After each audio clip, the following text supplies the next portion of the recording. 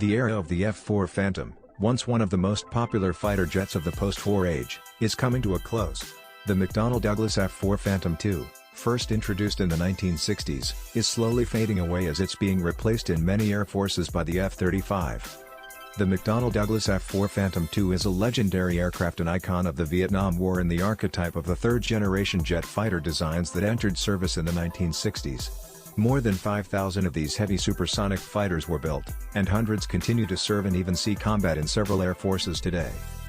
But the Phantom's record in air-to-air combat over Vietnam, especially when compared to its successor, the F-15 Eagle, which has never been shot down in air-to-air combat, has left it with a reputation of being a clumsy bruiser reliant on brute engine power and obsolete weapons technology. The Phantom's fundamental flaws were corrected by 1970, while more recently, Phantoms have had their avionics and ordnance upgraded to modern standards. These modernized Phantoms flown by the Turkish and Greek air forces can do pretty much what an F-15 can do at a much lower price.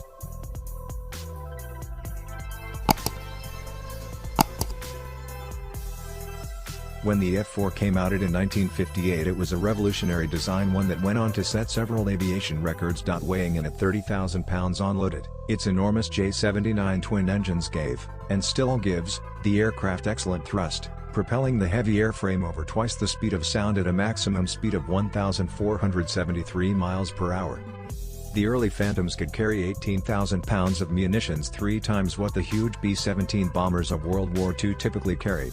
The weapons officer in the rear seat could operate the plane's advanced radar, communication and weapons systems while the pilot focused on flying. Furthermore, the F-4 came in both ground and carrier-based models and served in the U.S. Air Force, Navy, and Marines. The only other frontline fighter to serve in all three services before or since is the F-35.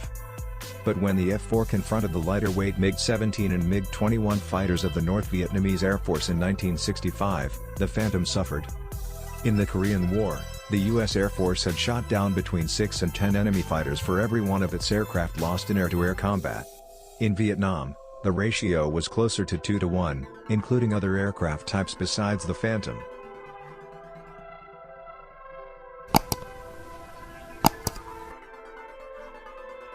Modern F-4s can also fire the full range of modern ordnance, such as the advanced AIM-120C RAM air-to-air missile with a range of 65 miles, precision-guided munitions such as the AGM-65 Maverick, and late-model Sparrow and Sidewinder missiles.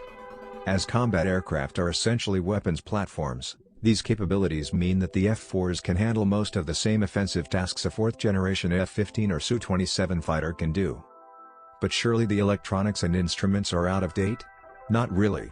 For instance, modernized F-4s have improved heads-up displays, HUDs, so that pilots don't have to look down from the canopy to check on their instruments. The 2020s have had 20 kilometers of wiring replaced for a net loss of 1,600 pounds in weight. The Turkish versions also feature a diverse array of modern sensors and electronics. Like other modern F-4s, they can deploy advanced ordnance such as paveway bombs, HARM anti-radar missiles and 3,000-pound Popeye missiles with a range of 48 miles. This doesn't prove upgraded F-4s are superior to later designs, of course, but it does show they're capable of pulling their considerable weight when compared with fourth-generation fighters. The Phantom has proven both versatile and adaptable over time. Few of those present for its first flight in 1958 could have imagined that it would remain in frontline service nearly 60 years later.